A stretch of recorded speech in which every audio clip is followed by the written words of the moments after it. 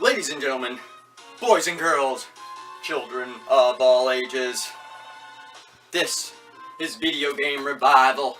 I am your tribe leader, Joker Rex, and this is my ace, my buddy, my brother, Cowboy. Howdy. And we are here today to revive the greatness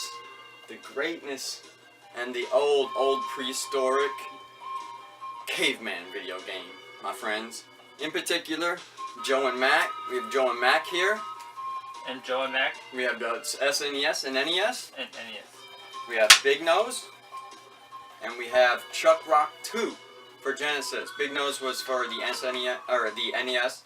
And Chuck Rock 2 is obviously, you know, folks, Genesis. When you see that cartridge, you know what you're playing with, my people.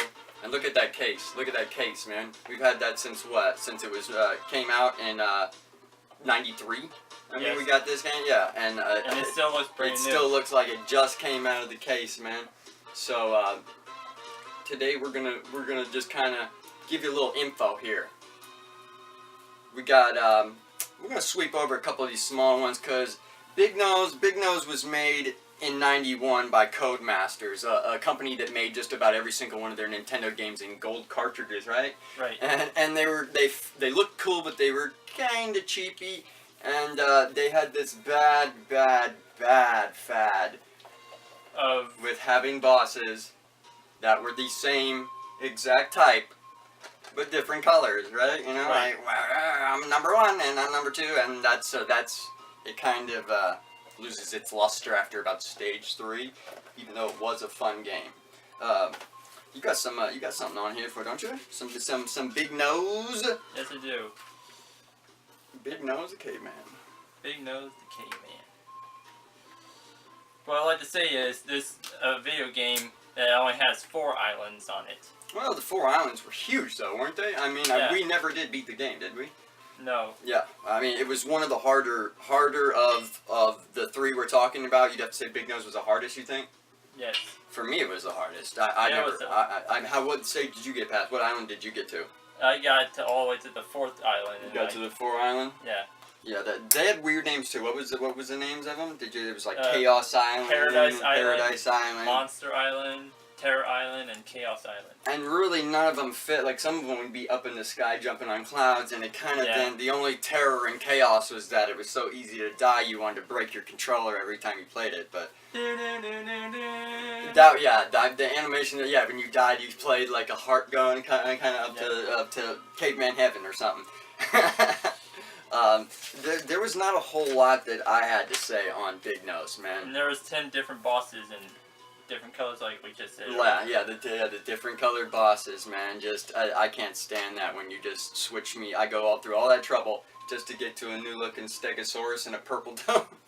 Yeah. I'm good on that, people. I'm good on that. But it was a fun game. It did remind me of a lot of things, and it always, the music. I love the music. I love the some of the animations.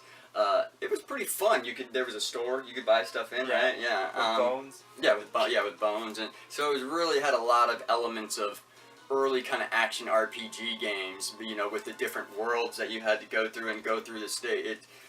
It just kind of failed on certain things. And we got Chuck Rock 2. Chuck Rock 2 was made, like we said, in '93 by Virgin.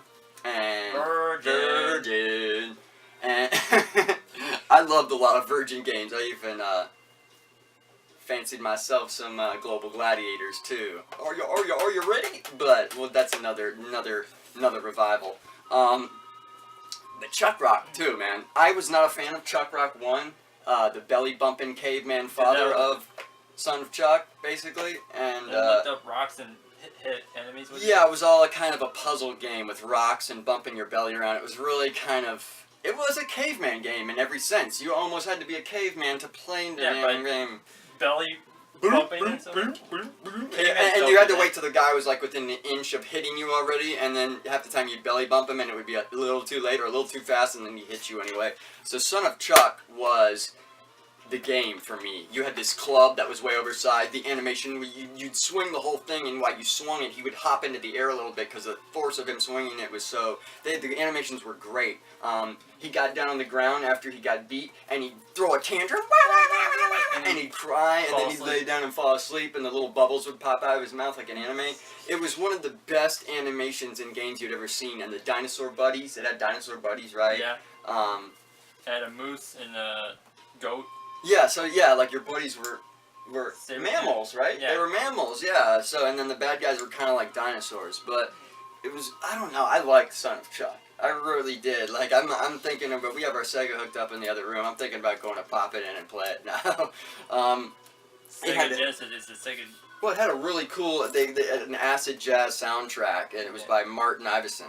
And the music was just different, kind of, for its time. Not a lot of people got really, like, special OSTs for their game. And they all had, like, 6 levels and bosses. They were pretty big, though. Yeah. Those levels spanned out. Remember, they were kind of like Metroidvania levels. Yeah. You would kind of jump up onto different levels, and then there would be things up at the top of the stage. Yeah, that's pretty awesome. Whereas with Big Nose, you could go into different parts, but if you went up too high or too low, sometimes it would kill you. You know what I mean? It was like the end of it was a weird cutoff.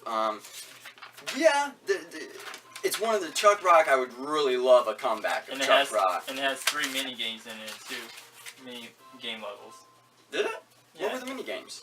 One was like you had to hit the apple tree and the dogs just eat it. And the dogs ate the apples, and you had racing one, and then one was like hitting the rock, and then it's like Chuck Rock. The one that blows up the rock that beats it, and so you're like sculpting a rock into your father's statue. Yeah. Okay. I kind of remember a little bit of them.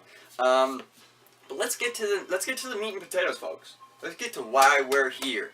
The main caveman game. The reason me and my brother are dressed up like good old Joe and good old Mac, man. It's because this, for me, was the game that kind of started it all. I mean, what did we get first? We got Joe&Mac for NES or Nintendo? NES. Okay, because it came out in, let's see here, it came out in 91 for SNES, which is really weird, and then it came out in 1992 for the NES. Yes. So actually, SNES, and no. The Nintendo game came out before the SNES, or after the SNES game. Yeah. You would think the Nintendo game would come first, right? Because that was when I first got it.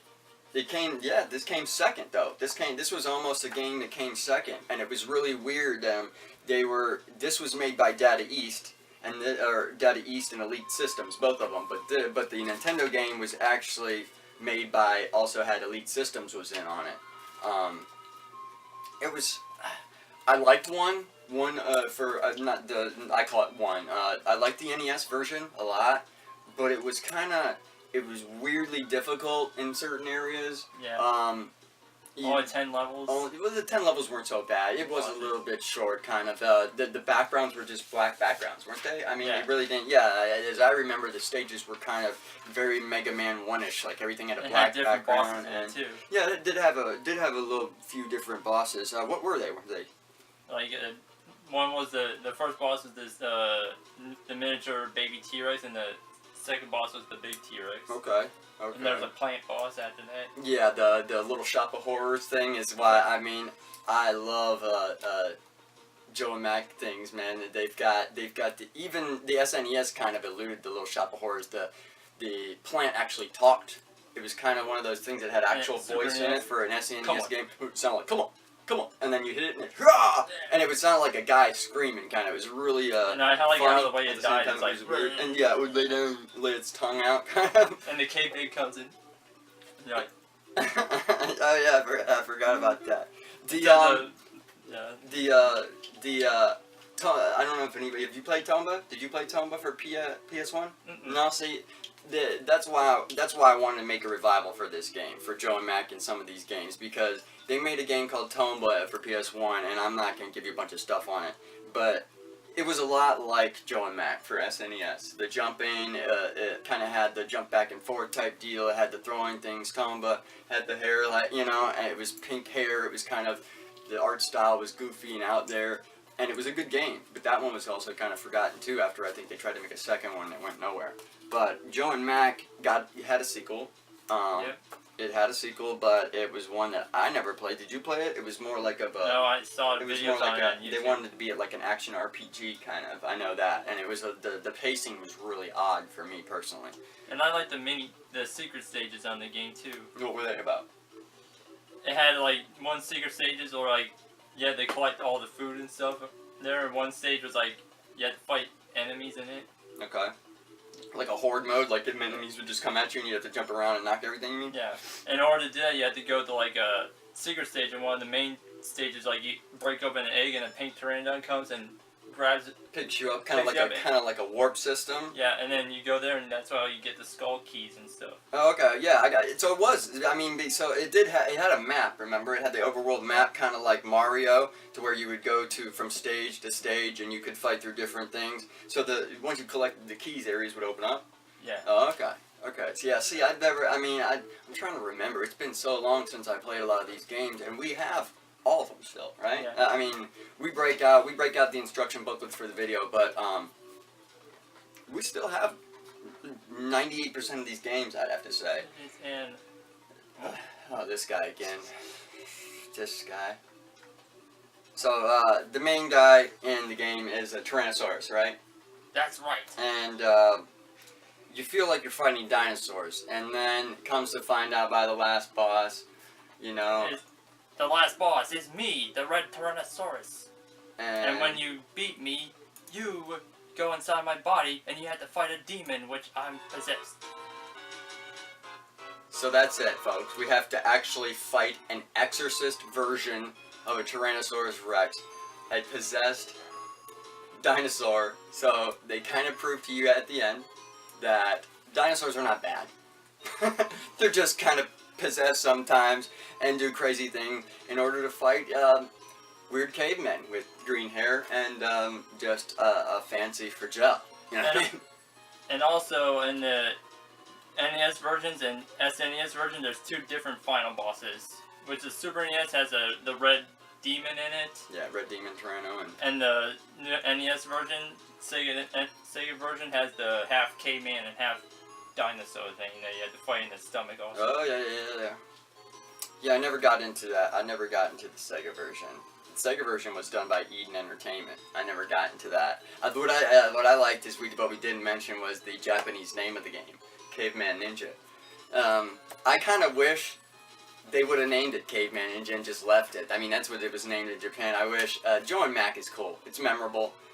There's not another game that's been, Toe Jam and Earl is the only other name I can think of that has two dude names, or Beavis and Butthead, obviously.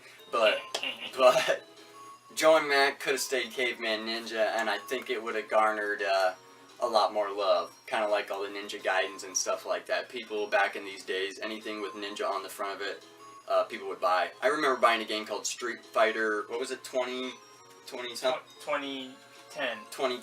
and which is funny now that we're in 2018 because this game was way futuristic, and it had nothing to do with Street Fighter at all. It was a side-scrolling platformer that was just, we're not talking about that. But anyways, yeah, Golga Studios planned to reboot Joe&Mac in 2009, but have not spoken up since.